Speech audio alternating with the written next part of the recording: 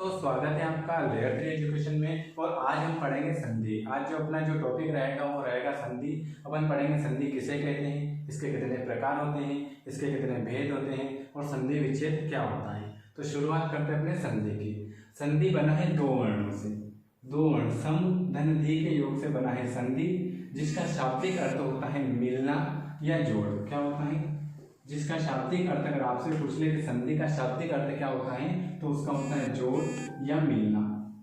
संधि आपने जीके में भी पढ़ा होगा। संधि मतलब संधि अभी ग्वालियर की संधि हुई थी, उसमें दो राजाओं के बीच में संधि हुई थी, तो उसका मतलब होता है मिलाप। दोनों के बीच में मिलाप हुआ था तो उसे हम कहते हैं संधि। तो संधि हिंदी में भी होती है जिसका अर्थ होता है समधि।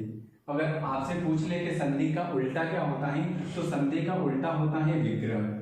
जो आपके अभी एग्जाम में जस्ट पूछा हुआ था, मैंने आपको ओल्ड पेपर में भी कराया हुआ था कि संधि का विलोम होता है विग्रह। अगर आपने ओल्ड क्वेश्चन देखे हो, शाम को डेली 6 बजे आते हैं, उसमें मैंने आपको बताया था कि संधि का उल्टा होता है विग्रह। और अगर कहीं कहीं विग्रह नहीं आए तो विच्छेद भी आता है।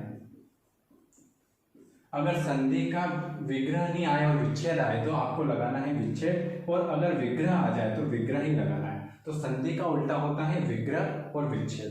ठीक है, अब बढ़ते हैं अपने संधि किसे कहते हैं। संधि देखो दो वर्ण मिलते हैं। क्या मिलते हैं? दो वर्ण।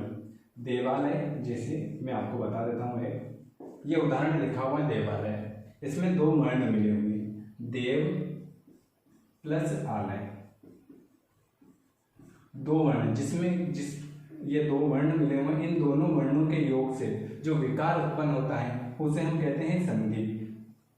पहले पद का अंतिम वर्ण और दूसरे पद का पहला वर्ण दोनों मिलते हैं और जो विकार और जो परिवर्तन होता है उसे हम कहते हैं संधि। जैसे देव, व में मिला हुआ है अ कैसे मिला हुआ है, ये व है, तो इसमें से ये अ बाहर आया है तो यहाँ लग जाएगा हलंत। तो व में मिला हुआ है अ, इसलिए अ हुआ और इसका हुआ है आ। तो अ प्लस आ मिलता है तो बड़ा आ बनता है। ये मैं आपको बताऊंगा दीर्घ स्वर संधि में। तो इसमें लिखा हुआ है कि पहले पद का अंतिम वर्ण और दूसरे पद का पहला वर्ण का योग करते हैं और बदलाव या विकार उत्पन्न होता है तो उसे हम कहते हैं संधि।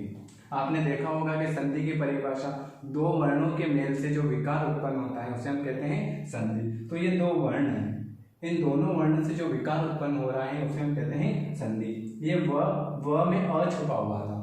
अगर स्वर रहित होता है तो यहाँ पे र का चिन्ह होता, इसलिए यहाँ पे र का चिन्ह नहीं है तो व में अ जुड़ा हुआ है, तो अ प्लस आ मिलकर बड़ा आ बना, इसलिए ये संधि देवालय में कौन सी संधि अगर आपसे पूछ ले तो इसमें है दीर्घ स्वर संधि। अब संधि के प्रकार और संधि के भेद अपन आगे देखेंगे, आप इसको नोट डाउन कर लीजिए। संधि के बारे में पढ़ लिया, अब अपन पढ़ेंगे संधि के प्रकार। संधि 3 प्रकार की होती है, आप सभी को पता होगा, स्वर संधि, व्यंजन संधि और विसर्ग संधि। ये स्वर संधि का उदाहरण है वीरांगना, वीर धन अंगना, वीर, र में क्या जुड़ा हुआ है अ प्लस अ, तो क्या बनता है बड़ा।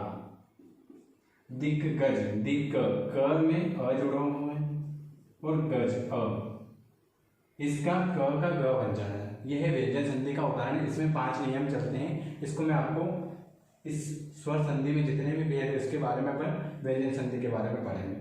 विसर्ग संधि नीर धन आहार, तो उसका होता है निराहार। स्वर संधि 3 प्रकार की ही क्यों होती है वो मैं एक बार आपको बता देता हूँ। देखो ये आपने लिख लिया होगा। देखो अगर स्वर के साथ स्वर का योग होगा, दूसरा स्वर के साथ व्यंजन मिलेगा, तो तीसरा स्वर के साथ स्वर का योग होगा, स्वर के साथ व्यंजन मिलेगा, फिर व्यंजन के साथ स्वर मिलेगा, व्यंजन के साथ व्यंजन का मेल होगा,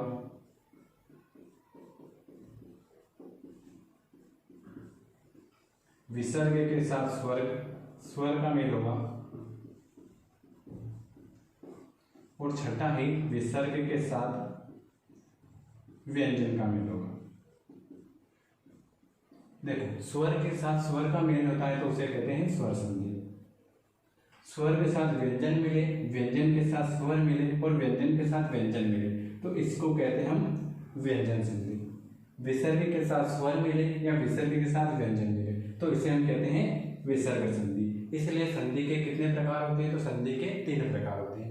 स्वर के साथ स्वर के मेल को स्वर संधि कहते हैं, या स्वर के साथ व्यंजन मिलो या व्यंजन के साथ स्वर मिलो तो उसे हम कहते हैं व्यंजन संधि। और विसर्ग के साथ स्वर मिले या विसर्ग के साथ व्यंजन मिले तो इसे हम कहते हैं विसर्ग संधि। इसलिए संधि के 3 प्रकार होते हैं। अब इसके बारे में पढ़ेंगे संधि के भेद। संधि के कितने भेद होते हैं? स्वर संधि के। स्वर संधि बता दी, अब पढ़ेंगे स्वर संधि के भेद। स्वर संधि के 5 भेद होते हैं। दीर्घ स्वर संधि, गुण स्वर संधि, वृद्धि स्वर संधि, यण स्वर संधि और अयादि स्वर संधि। अगर आप इसे याद रखना चाहते हो तो इसे याद रख सकते हो DIGVYA दिग्व्या। DI से बनेगा दीर्घ स्वर संधि, G से बनेगा गुण स्वर संधि, V से बनेगा वृद्धि स्वर संधि, Y से बनेगा यण स्वर संधि और A से बनेगा अयादि स्वर संधि। आपको याद रखना है स्वर संधि के 5 भेद होते हैं। दीर्घ स्वर संधि, गुण स्वर संधि, वृद्धि, यण और अयादि। ये याद नहीं रखो तो आपको क्या याद रखना है? दिग्व्या। क्या याद रखना है? दिग्व्या। अब पढ़ेंगे अपन दीर्घ स्वर संधि के बारे में। दीर्घ स्वर संधि में क्या होता है? स्वर कितने होते हैं ये तो आपको पता है। स्वर होते हैं 11, अ से लेकर ओ तक होते हैं 11 स्वर। इसमें हम पढ़ेंगे अपन स्वर के बारे में।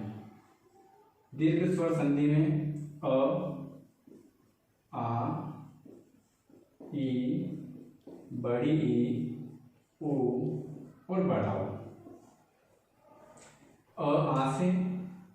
आ से मिले या अ से मिले तो क्या बनेगा? बड़ा आ। ई इससे मिले या बड़ी ई छोटी से मिले तो बनेगा बड़ी ई। उ से मिले या उ से मिले तो क्या बनेगा? बड़ा उ। देखो मैं आपको बता देता हूँ। इसके उदाहरण देखो। अ से आ कैसे मिला? देखो देवार्चन में क्या हुआ? देव धन अर्चन।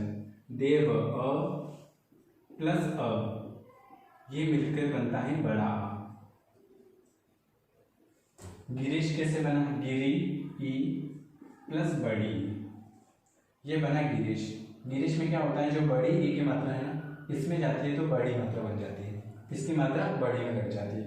लघुर्मी लघु उ प्लस बड़ा उ, दोनों मिलकर क्या बना? बड़ी उ।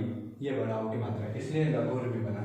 देखो इसमें क्या होता है? अ से आ मिले या आ से अ मिले तो आ बनेगा। ई से ई मिले या ई मिले तो बड़े ई मिलेगा। इससे ये मिलो या इससे ये मिलो तो बड़ा उ मिलेगा। देखो मैं आपको एक उदाहरण बता देता हूँ कि 2 भाई बाजार में गए, ये छोटा भाई और एक बड़ा भाई, दोनों बाजार में गए सामान लेने। चीज पसंद बड़े भाई को, छोटे भाई को आओ या बड़े भाई को आए तो पैसा कौन देगा? बता। तो पैसा कौन देगा? बड़ा भाई भी देगा। चीज पसंद छोटे भाई को आए या बड़े भाई को आए तो पैसा कौन देगा? बड़ा भाई। इसको आए तो देगा कौन? बड़ा भाई।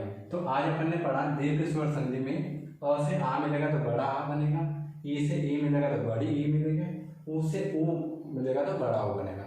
ये आज आपको मैंने दीर्घ स्वर संधि पढ़ाया है। आपको वीडियो कैसा लगा कमेंट करके जरूर बताएं। आज ये आपकी पहली क्लास थी तो आप कमेंट करके जरूर बताएं। आपको डेली शाम को 6 बजे वीडियो मिलता है। तो वीडियो देखने के लिए आप सभी का बहुत बहुत धन्यवाद।